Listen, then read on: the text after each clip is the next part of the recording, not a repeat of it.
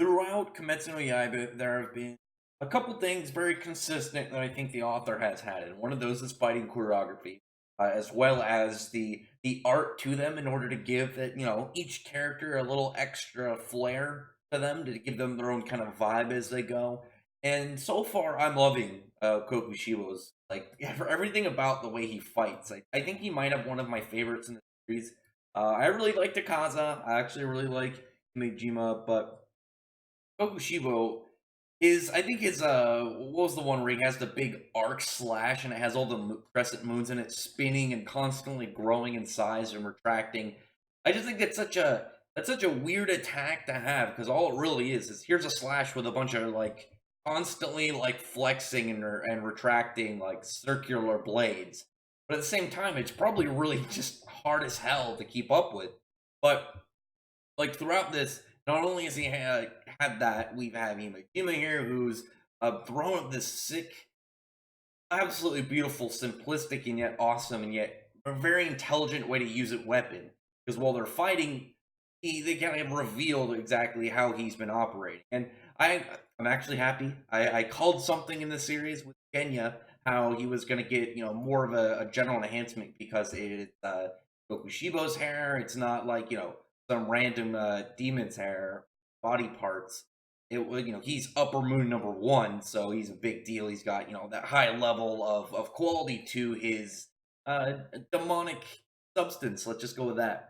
And he made the good point that he could eat the dude's pieces of his sword because his sword is a living weapon. It's a living blade, and so any part of it that broke off is actually part of Kokushibo's body, which again is really cool in Kokushibo's style. Obviously, normally when your sword breaks, you're kind of screwed unless you have more. But in his case, bam, he can regrow it back. And the only person that can kind of pull that to their advantage while fighting the demons is Genya because of his crazy decision to start eating demons to temporarily gain boosts from them. I'm wondering what he's gonna get in this because I was like, I don't know how he's gonna cover the gap and be able to be of use in this fight. But that's actually a really good point. If he's able to get a significant healing factor and gain this extra level of seemingly power from just hair, eating part of Kokushibo's blade is gonna boost him up. He's gonna him being as strong as a pillar or an upper moon for a temporary period of time is 100% believable because obviously this isn't just upper moon. This is upper moon one, and then during this we find out again, like I said, the reason that Hima Mejima is I'm trying really hard to remember how to pronounce his name. Himejima. Okay, that's okay. Oh my god. Yeah, Himejima. I keep saying Himejimi, but I'm mispronouncing it. I'm happy that I got Kokushibo's name. Fortunately, not a lot of the characters in this got their name found in my. Luckily, I got Koji just because beautiful hair and that smile on her face and the big old titties. But anyway, not important. This discussion. This discussion, obviously, we're talking about his weapon. Well, in this chapter, what was contained with it, because he has this really sick triple style. He's got the axe for blades and cleaves. He's got the big flail for crushing damage, and then he's got the chain for both mobility as well as being able to confine and restrict. But we also find out while they're fighting him, Kokushiba is able to deduce that he's pretty, even though he's got this extreme physical, he's got a perfect physical physique, but he's blind. It's okay, well, how is he such a good fighter? And obviously, the no knowledge thing is you lose your sight, other senses are going to enhance. One of the most common one being your hearing. He's actually using the chains as they're moving constantly, clanking off each other, making sound, and he's pretty much using them to use echolocation, so he knows exactly who's around him and where. And he's pretty much, he's like a bat or a dolphin in there.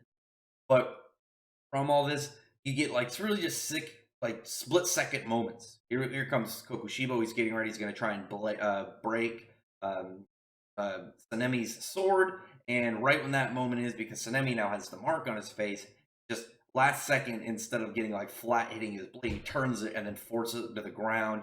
And they're able to get in some more attacks on him. And Kokushibo, they're getting hits on him, but it's not cutting. Other than they sliced off a bit of his ear, they were cutting his hair and his kimono, and he seemed to starting to get somewhat irritated, not like pissed off, but like even in like I almost picked that sick double spread while they where they use their two combo moves. But he's able to guard, but they still hit him to a degree, and he's like talking to them of like even with what they've got, that's pretty much it. That's just where they're going for. And they're both like slashed up. They're bleeding. They couldn't even see like what he did, and he just like all you guys did was tear my kimono, and you can tell he's getting mad. But one thing to note while looking at him, which is really cool, is he's getting all veiny and pissed off now. His mark is a lot more visible. It's not just kind of on his face. You can see kind of like spreading down to his a little bit down his neck and onto his like collarbone, and the way his sword changes is so freaking sick. It's a simplistic and weird yet really just beautiful style. Like blade just elongates. It's got three extra ends to it, all the eyes, and like it's not only like the blades coming out. Like when you look at some of them, it looks like veins are like going into them, or some fleshy parts that just add to an extra level of like of creepiness to it. They're gonna need more, and obviously, like I said, Genya coming to the fight. Genya is about to consume some of Kokushiba's blade. So like I said, him giving a pretty significant boost makes sense to where he should be able to temporarily fight on level with him. But I still think that even with that, they're going to need more. They're going to need a couple other characters to show up. And it seems important because now, while Genya ate some of his hair, he actually could hear some of the words that Muzan was conveying to him. Pretty much, he's temporarily linked to him. And he's talking about how, like, the demonification process is progressing. Like, now he can actually hear what Muzan is saying, but he's like, Muzan is telling him it's not time yet. He's like, don't let him come here. So he's working still, like transforming, and that's one of the things I talked about. Could lead up to the series going further than this arc, because even if Tokushibo and Muzan don't die this arc, they've already killed multiple other pillars. They've made a lot of progress.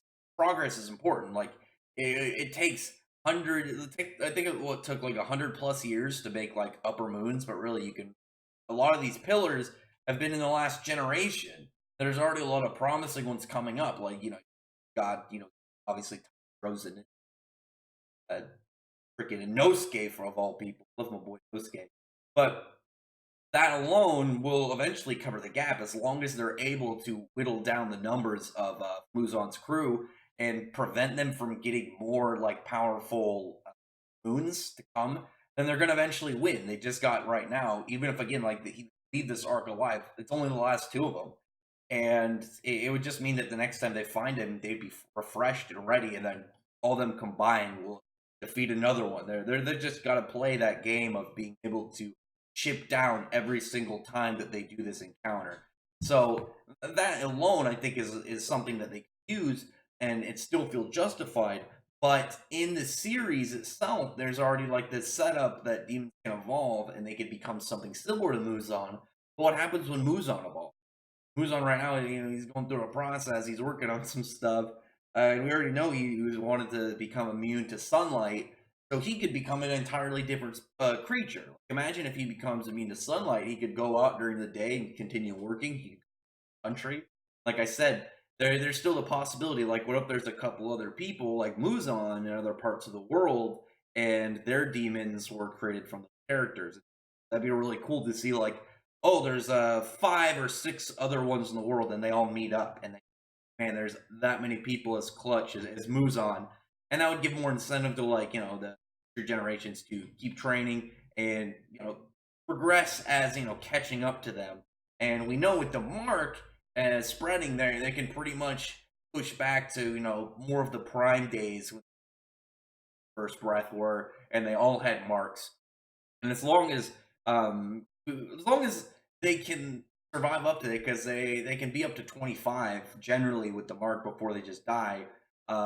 They could easily, like within what are they 16 now, within 9 to 10 years, work that, because they've only been doing it since I don't know if there's a time frame that started the series, but even if you give it like I think there actually was, even if you give it like 3 4 years, they took down this many moves already. It's believable. especially now that they have the marks and upcoming pillars are pretty strong. And you got other like powerful youthful characters that even though they're pillars, they're still pretty young. They've got a lot of room to grow. So that's gonna be pretty cool. I am hoping to see.